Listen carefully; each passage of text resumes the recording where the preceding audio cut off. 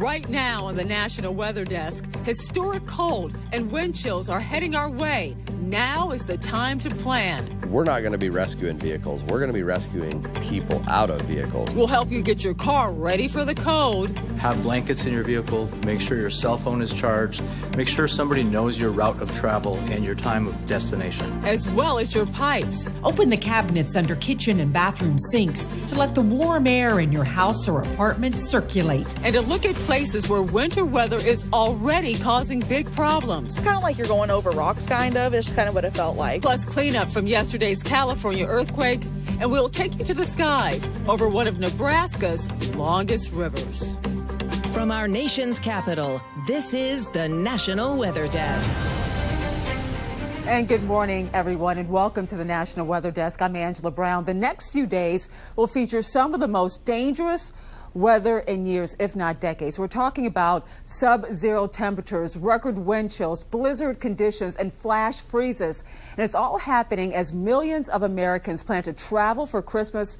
Now, we're here to help you get ready for the storm, starting with meteorologist Brian Van de Graaff, who is tracking its progress. So what can you tell us? Well, I can tell you about 80% of the nation will be impacted by this cold system working its way from the Canadian maritime areas and all the way up through the poles, dripping southward. And I got to tell you, we have advisories, watches, and warnings that go all the way down to the deep south, encompassing portions of the south with wind chill watches from Dallas to Houston, from Atlanta, including portions of Alabama as well. Blizzard warnings up in portions of Minnesota, winter storm warnings around the Great Lakes, and even in the mid-Atlantic area towards the Appalachians, winter weather advisories. And let me show you this cold. It is spilling southward, and as it continues to spill in here, we're talking about some intense chills. Look at some of these numbers here that we've got going for Friday morning. Dallas, 1. Oklahoma City, 10 below. 11 below in Memphis. 17 in New Orleans. And then let me take you forward into Friday. Even bitter air working its way. Atlanta, 3 to 4 below.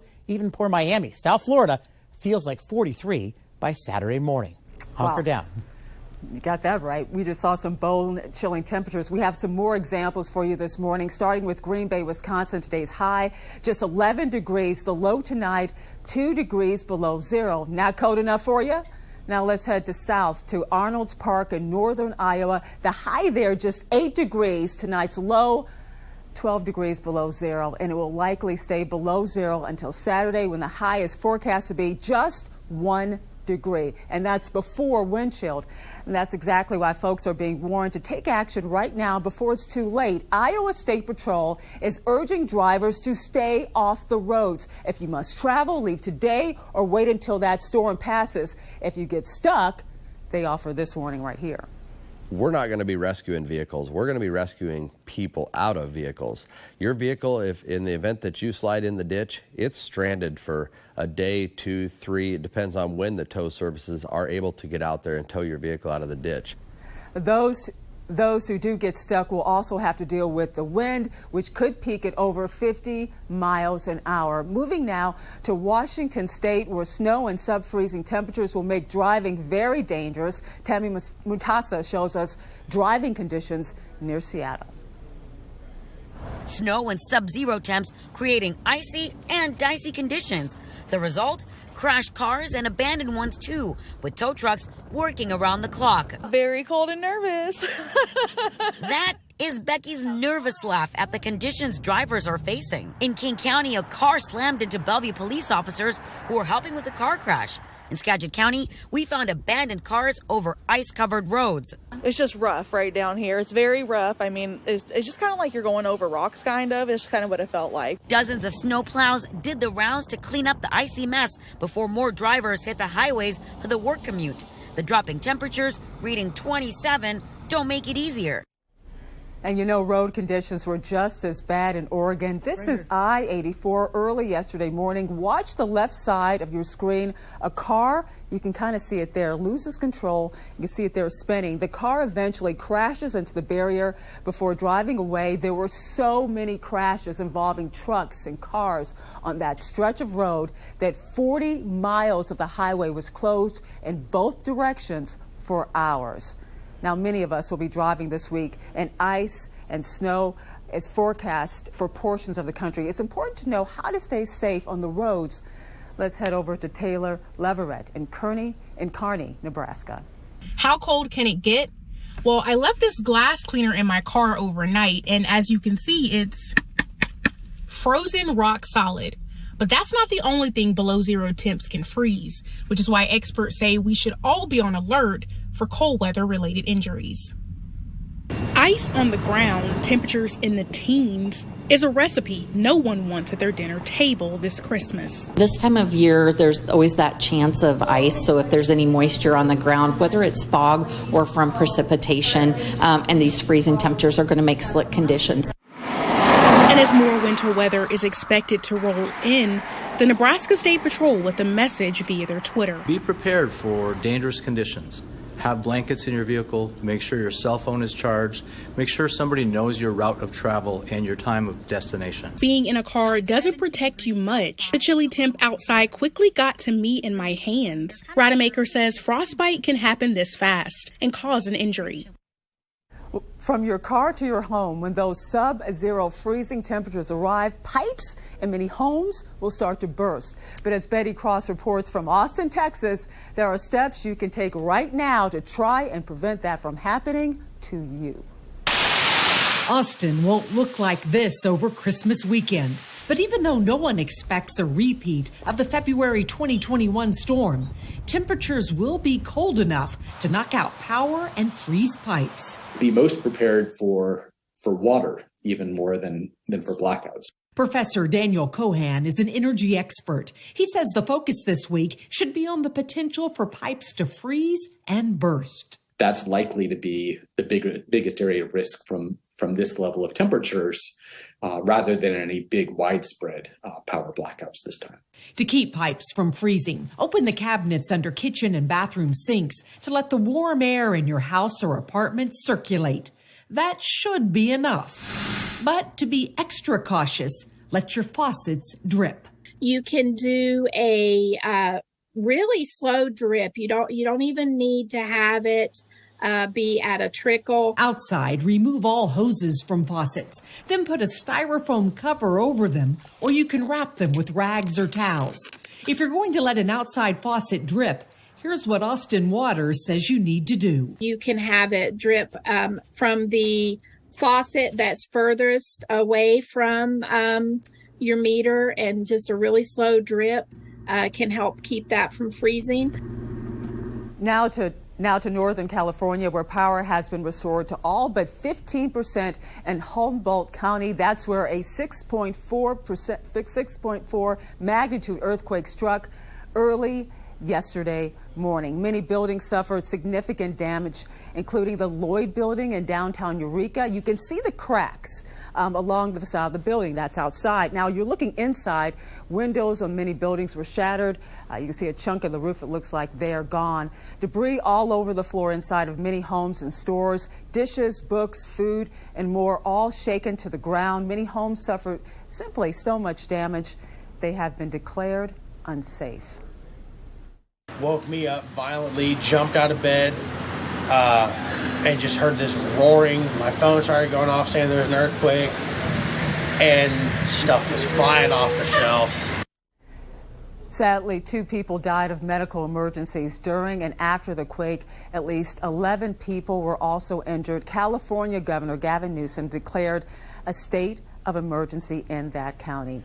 Now to a little beauty before the break. Take a look at this view from Fairbanks, Alaska. Great photos of the Aurora Borealis, also known as the Northern Lights. Alaska, a great place to see the Northern Lights, lasting from August to April. Fairbanks, the perfect location. When I was a reporter there for my first job, the view there simply amazing. The first earliest known accounts of the Northern Lights is from 567 BC. Imagine that. If you want to get a closer look at these photos, head over to our Instagram account. You can search the National Weather Desk. Just simply a gorgeous sight. You have to see it in person. And coming up on the National Weather Desk, everyone has been asking, so we'll see if we can answer the question. We're taking a look at who will see a white Christmas this year. But first, it's Weather Wit Wednesday. Time to test your wit before the break. This week's question is the first day of winter, the coldest day of the year. The answer when we return.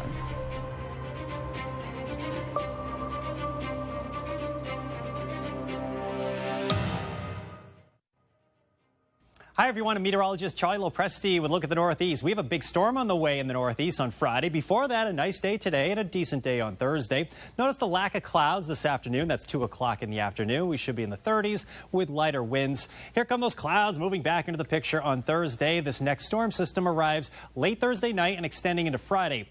Heavy rain, strong winds, the potential for power outages. That's probably going to lead headlines. There could be some coastal flooding and the chance for a flash freeze. I'm meteorologist Jonathan Myers, and here's a look at the Mid-Atlantic region. A chilly start and a not too bad finish. High temperatures getting into the 40s up and down the 95 corridor during the day on Wednesday, and a decent amount of sunshine. Maybe clouds beginning to increase late day and into the evening as the next weather maker moves in from the west. Could make for a holiday travel mess as we head into the day Thursday and Friday. That's the scene here. I'm meteorologist Vitas Reed. Here's a look at your southeast forecast highs for the day. It looks like we'll see those temperatures in the 50s up around Raleigh and Charleston. A little cooler around Atlanta in the upper 40s, making 48 degrees, 54 in Nashville, 57 in Mobile. And then we're still holding those 70s in West Palm. We do have some rain that's moving across the southeast. It looks like that will continue to make its way out over the Atlantic. Mostly cloudy with a few spotty showers over South Carolina through the later afternoon and evening hours.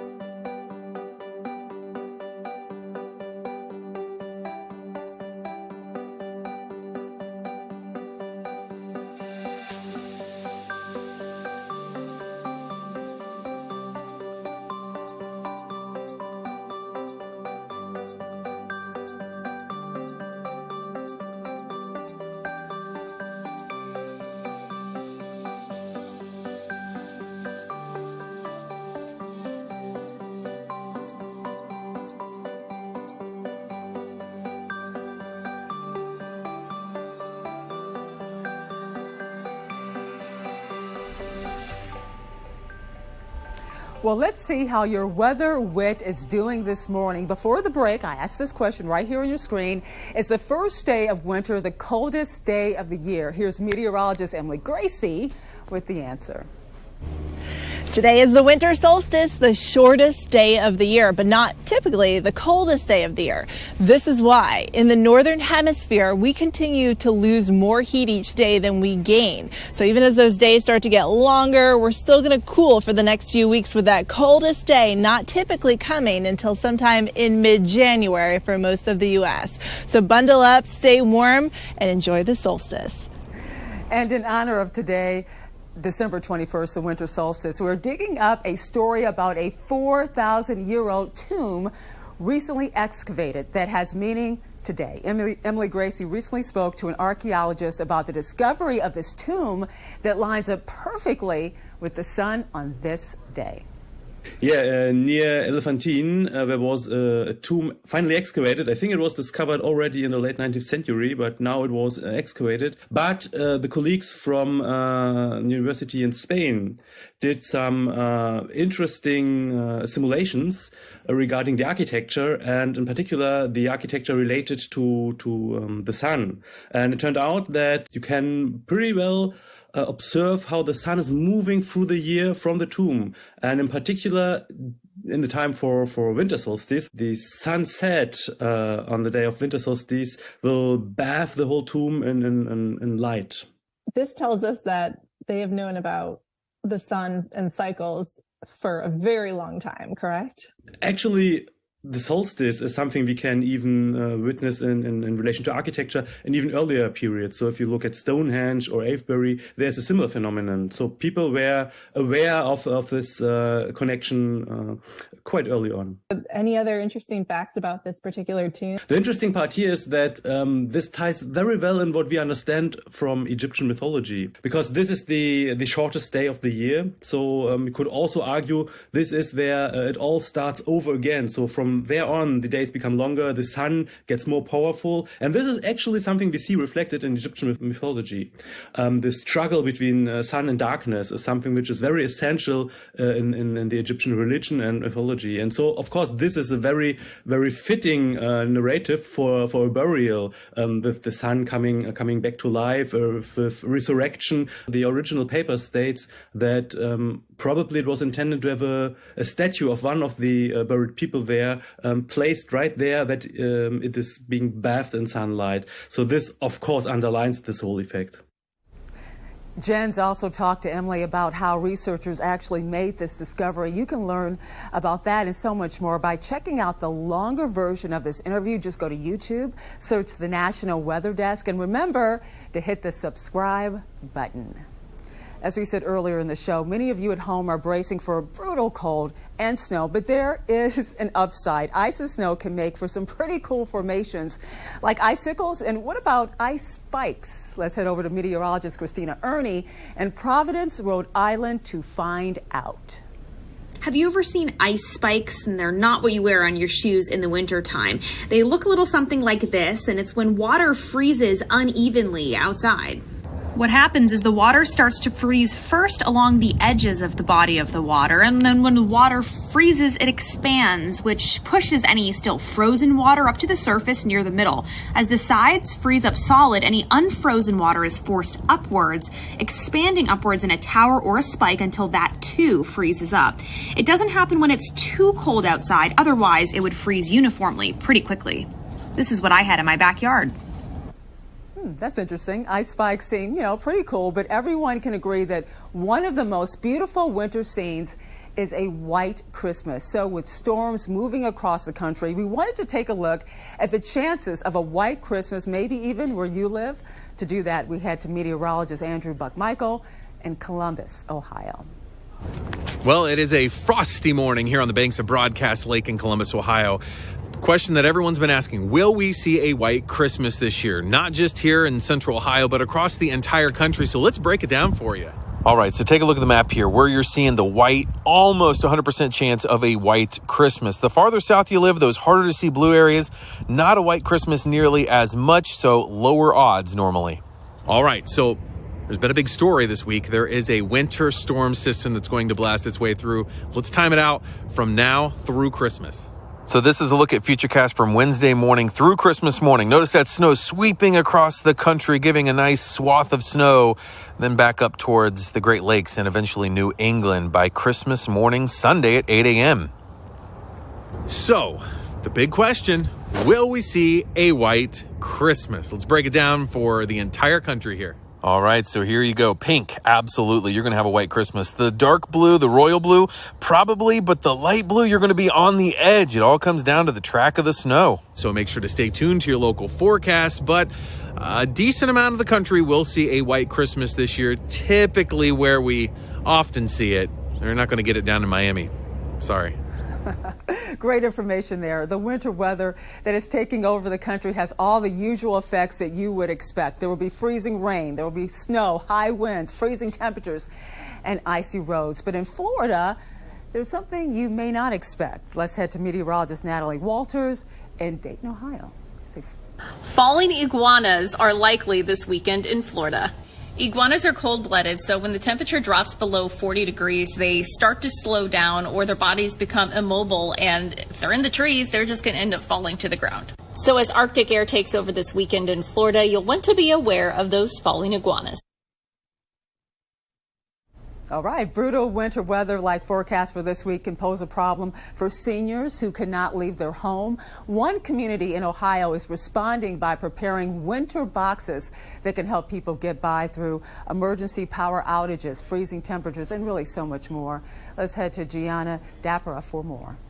Some senior citizens can't leave their home, and when winter weather approaches like this week, boxes full of food like this can be helpful. Family Service Upper Ohio Valley is stocking its one-day boxes for emergency days of power outages, freezing temps, and more. If we can't cook, then the person does get a meal, which really leaves them in a hard way. Family Service has made more than 400 emergency boxes to distribute, stocked with a shelf-stable protein, fruit cup, crackers, and stilled dairy. along with a frozen meal. Boxes will be delivered before the worst of the weather hits to make sure recipients are set.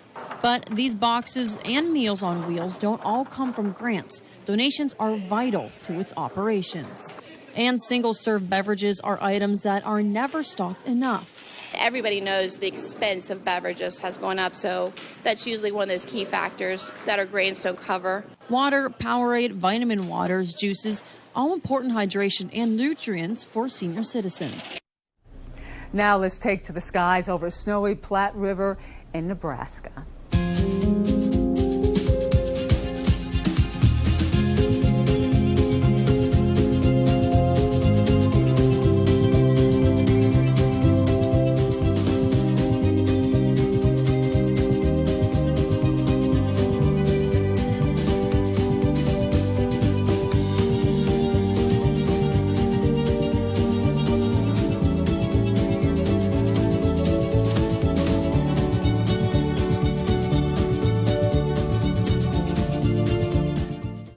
Good Wednesday morning, everyone. I'm meteorologist Andrew Buck-Michael taking a look at your weather story across the Midwest today.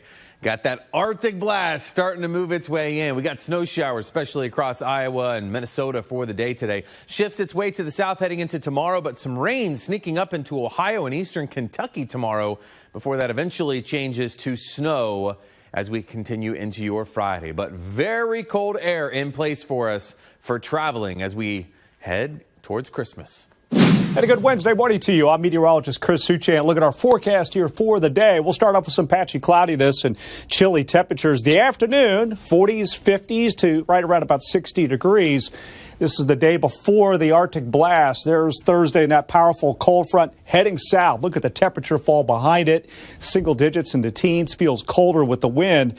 And that front is surging south through the afternoon. Single digits, teens, 20s. Falling temperatures to wrap up the day Thursday.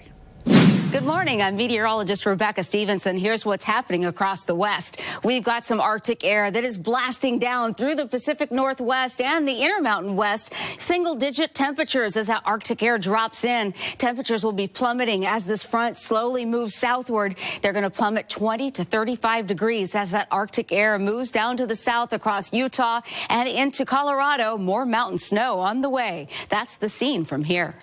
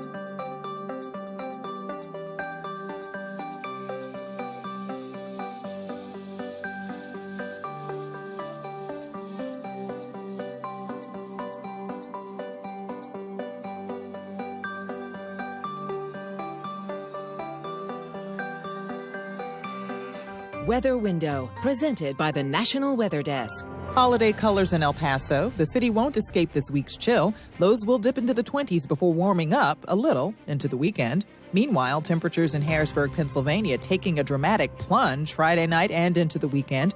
Meteorologist Steve Knight says no white Christmas there, but the downright cold is a certainty. For more content like this, follow the National Weather Desk on Twitter.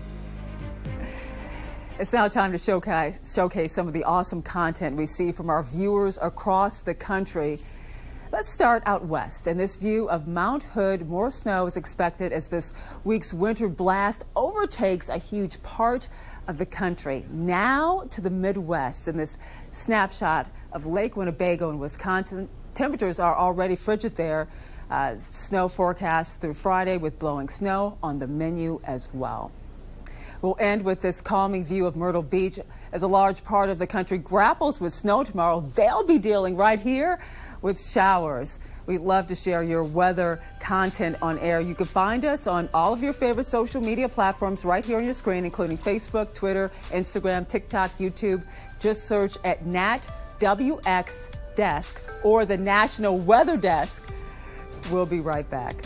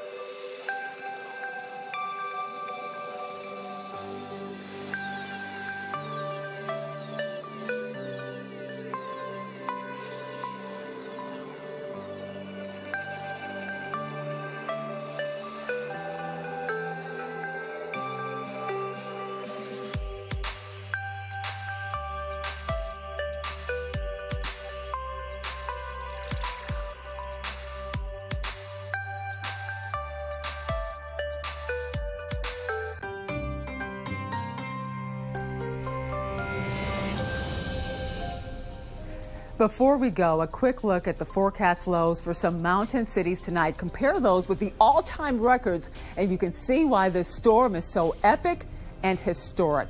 Thank you so much for joining us. I'm Angela Brown. Make it a great day, and we'll see you right back here tomorrow.